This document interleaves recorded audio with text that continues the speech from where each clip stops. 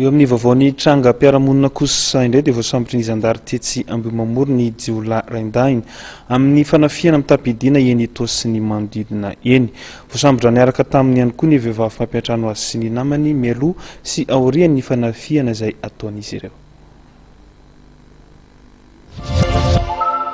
Notoventiny ny fikarohana nataon'ny zandary momba ireo andiany Jiola, mpampirory sy mpanafika eny Ampitatafika, Itosy ary Ambohimamory.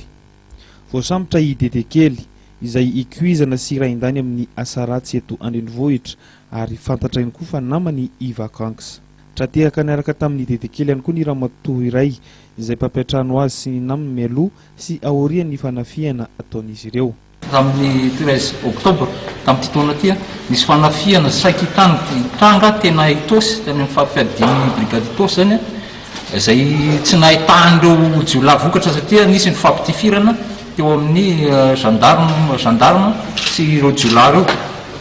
Tsy tratra moa ireo olona reo tamin'izay ary tsisy naratra fa noho ny fikarohana natao sy noho ny olona tsara sitrapo fanomezana vaovao dia nisy tratra le olona saikanafika. Araky ny vaovao izay nomeny olona io fotoana talohan'ny tranga izay saiky fanafiana saiky tranga io dia nisy fivoriana zany nataon'ireo Jiola reo ka tapartiran'izay zany ny aingany ny fampitorana dia tratra le trano ny vorian'ireo Jiola reo alohan'ny saiky fanafiana dia fatapatatra daholo koa fantatra ny olona saikanafika tao ka voasambotra zany ny Dedekely anisany nandray anjara tamin'io fanafiana izay saika atao io.